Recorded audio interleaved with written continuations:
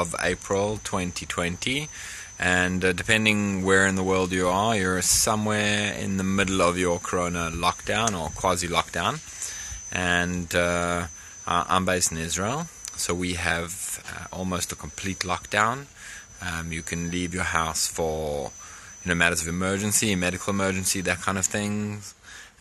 Shopping is still happening, but very restricted, and online shopping has become the normal way to get things, and we still have access to basic supplies, including the always coveted toilet paper. But yeah, we're definitely feeling it, and things have started to become very, very surreal.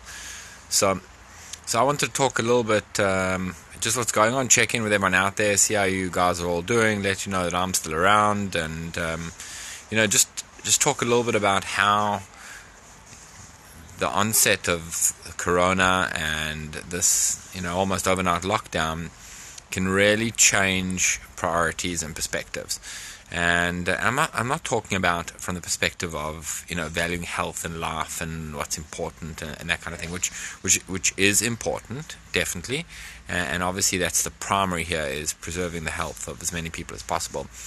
But I'm talking about the things we take for granted on a day-to-day basis, like being able to get a haircut, or being able to go for a walk or a jog at night, or being able to go past a friend's house or have a play date with your kids, or run out to the shop because something non-essential finished, or you want something that you realize you don't have in your house, like a new bookcase or some sort of display unit, which may or may not be possible depending where you live, and how the things that we kind of take for granted and assume as some sort of right given to us by society, or something that we can just expect and demand on a daily basis, suddenly it's brought into focus for us that for those of us living in first world countries, that we are incredibly privileged with the access to goods and services that we have.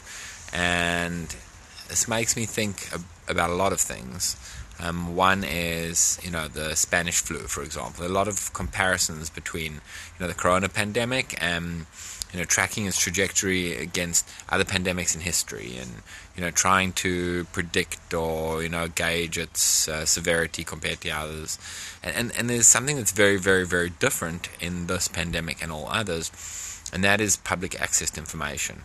If you look throughout history at every other major pandemic or, plague or any sort of crazy outbreak, people were basically susceptible. They had no idea it was coming, and there wasn't sort of common updates as to best practices. So you basically took your chances, and your options were, kind of run or burn bodies, or, be exposed to. But the evolving practices in how to deal with this, and that being fed to the public, is something we've never seen before in any pandemic. And obviously the flip side of that is civil liberties and the idea of false information being fed to the public. And I'll get onto that in a second. But I do promise it's going to be a very short stream, and I don't know how often I'll be streaming during this. But the second thought was really about the roles in society, and I can't take credit for this. Someone else actually pointed this out to me, and it's really, really true.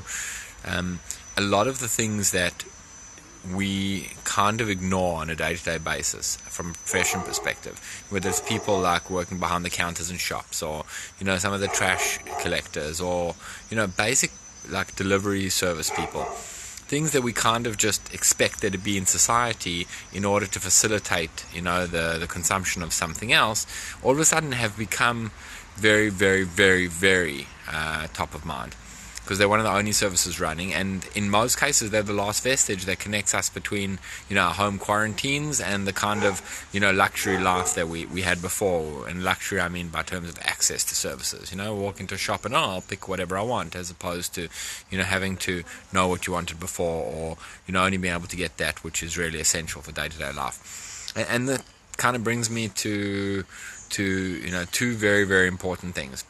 One being civil liberties, And I'm not going to go into a huge diatribe about this, but there's a real question here.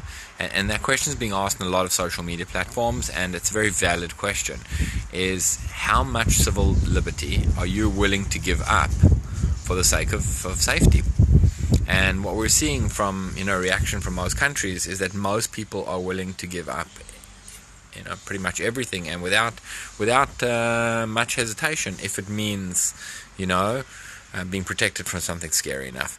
And I'm not saying it's good or it's bad or it's right or it's wrong or what should be the level. I think for everyone this is really a personal decision, but I do think that the world is going to look very, very, very different once all of this is said and done, in a lot of ways, in terms of the individual and what does it mean to be prepared, in terms of the herd consensus and following things, in terms of vaccines, in terms of many, many things, including government levels of controls. And this is a throwback to many laws that have been passed throughout history as temporary measures to deal with some sort of crisis, and that stuck around. And I suspect that we're going to see a very, very similar thing happening here as well. And each country will be its own, but it's easy to live as a citizen in a first world country and enjoy the freedoms without having to ask difficult questions about what the cost of those freedoms are. And for many people, Corona is an opportunity to take a step back and think, what is my personal freedom worth? And how far am I willing to offset enjoying that personal freedom, and for how long, if it means that someone else will take care of my problems for me. I'm oversimplifying a lot, and obviously I don't mean in any way to diminish the severity of Corona or its effect on people and the amount of people that have died or are very ill from it already. But I am saying that there is a larger question. I personally believe we should deal with the health problem first, because people need to be alive to enjoy any sort of debates. But there's definitely a question here, and there's a line, and that line's probably in a very different place for a lot of different people. And the second thing, which is, it's also very important, arguably slightly less important than, civil liberties, but that's haircuts. I never imagined a world in which I would not be able to get a haircut when I wanted a haircut. And it really hit me, and I don't want to make light of the quarantine and lockdown situation. I don't want to make light of anyone that's been affected or died, from Corona. But I was looking at it from a little bit of a farcical perspective, and you can almost see it as some kind of theatre play, where you have some sort of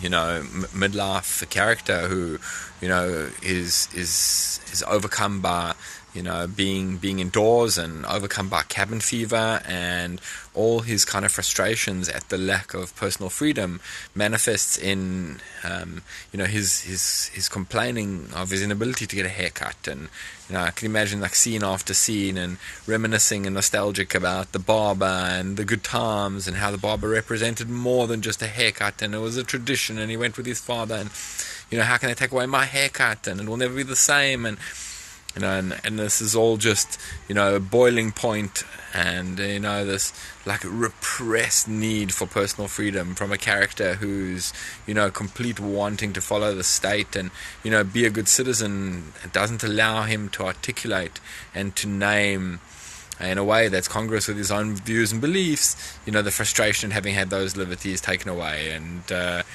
throughout the weeks or months of this lockdown, of this pandemic, which could be something else, we come up with another beer name to call it, not Corona. It could be the Heineken plague or something else, but it could really be this incredibly farcical, almost Faustian character. Which brings me back to haircuts. Very, very important. So I haven't cut my hair in a couple of weeks, and it's starting to look like a little bit ridiculous, and I decided that I need to do something about it. So I borrowed a razor from a friend with very safe measures, without us actually coming into contact with each other in the real world, and I decided to shave my hair like I used to do when I was younger. And halfway through, I thought, I'm going to leave a ridiculous path in the middle, as this lockdown continues and I continue cutting my hair, at least for the moment, I plan on continuing to cut the sides. And if you see, keep this ridiculous path in the middle and the back, and let this kind of quasi mohawk be my my visual representation of Corona lockdown. So where this will go and how far it will be, I have no idea. Whether it's going to be dyed a different color or become kind of redneck in how it is, or how long the people who live with me will actually put up with this, I don't know. But I thought I would pop out of my little cabin to say hi to friends and followers, and talk a little bit about perspective, and how things like haircuts are really completely different now, and how I miss that, and how it's really making me think of the world from a very, very different perspective, and my somewhat farcical attempt to introduce a little bit of levity into what is actually a very, very serious situation.